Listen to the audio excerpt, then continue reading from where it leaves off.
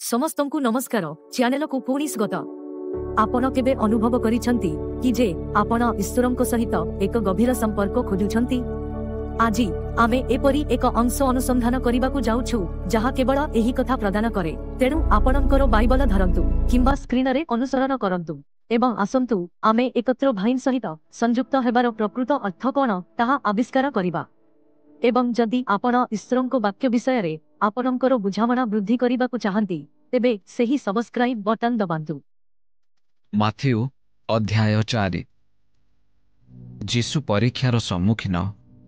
सेतेबेले जीसु शयतान द्वारा परीक्षित हेबा निमंते पवित्र आत्मा को कर्तुक प्रांतर को नीत हेले। पुणी 40 दिन और 40 रात्रि उपवास करी शेषरे क्षुधित हेले। आउ परीक्षक ताहांक निकट को आसी कहिला, तुम्भे जेबे ईश्वरंक पुत्र तेबे एही पत्थर गुड़ी को रुटी हेबा पई आज्ञा दियो। किंतु जीसु उत्तर देले, लेखा अछि, मनुष्य केवल रुटी रे बंचिबो नाही, मात्र ईश्वरंक मुखरु निर्गत प्रत्येक वाक्य रे बंचिबो। तही उतारे शयतान जीसुंकु पवित्र नगरी जेरुसालेम को नहीं जाई मंदिरर छात उपरे ठिया कराई ताहांकु कहिला, तुम्भे जदि ईश्वरंक पुत्र तेबे तळकु डेई पड़, कारण लेखा अछि, से आपणा दूत मानंकु तुम्भ विषय आज्ञा देबे, आउ काले तुम्भ पाद पत्थर रे बाजिबो, एथिपाई से माने तुम्भ को हस्तरे तोली धरिबे। जीसु ताहांकु कहिले, आहुरी लेखा अछि, तुम्भे प्रभु आपणा ईश्वरंकु परीक्षा करिबो नाही। पुनश्च शयतान जीसुंकु गोटे अति उच्च पर्वत उपरकु नहीं जाई जगतर समस्त राज्य और से सबुर ऐश्वर्य देखाई कहिला, तुम्भे जेबे आंभ को भूमिष्ठ प्रणाम करिब तेबे आंभे एही समस्त तुम्भ को देबा।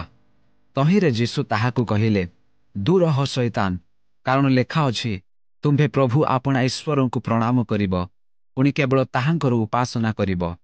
एथिरे शैतान ताहांकु छाड़ी चली गला।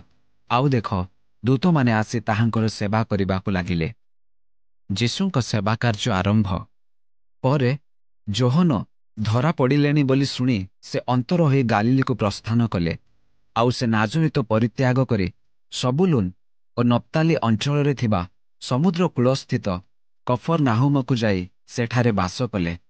जेपरि जिसाय भाववादींक द्वारा उक्त एही वाक्य सफल हुए। सबुलून देश और नप्ताली देश समुद्र निकटवर्ती और जर्दन नदीर अपर पार्श्वस्थ अणजिहुदी मानक गालिली अंधकारवासी लोके महा आलोक दर्शन कले। आ मृत्युर अंचल और छायारे अवस्थित लोकंक निमंते आलोक उदित हैला। सेही समय ठारू जीसु घोषणा करिबाकु आरंभ करी कहिबाकु लागिले, मन परिवर्तन कर, कारण स्वर्ग राज्य सन्निकट। प्रथम शिष्यंको आह्वान।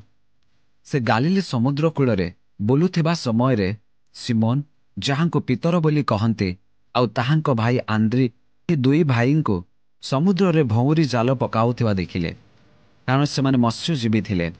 से सेमानंकु कहिले, मोहर अनुगमन कर, मु तुम्भ मानंकु मनुष्य धरिबा सिखाइबी। सेथिरे सेमाने सही क्षणे जाल छाड़ी ताहांकर अनुगमन कले।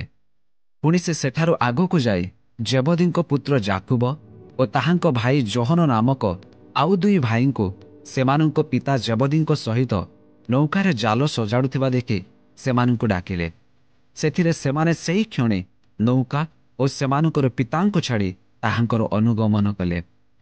जीसुंक सेवा कार्य परे जीसु सेमानंक समाज गृह समूह शिक्षा दे राज्यर सुसमाचार घोषणा करी एवं लोकंकर समस्त प्रकार रोग और समस्त प्रकार पीड़ा सुस्थ करी समुदाय गालिली रे भ्रमण करिबाकु लागिले। आउ ताहांक विषय रे जनरब समुदाय सीरिया अंचल पर्यंत व्यापी गला। पुणी लोके भूतग्रस्त, मृगी रोगी और पक्षाघात रोगी आदि नाना प्रकार रोगरे पीड़ित और जंत्रणाग्रस्त समस्तंको ताहांक निकट को आनिले। आउ से सेमानकु सुस्थ कले।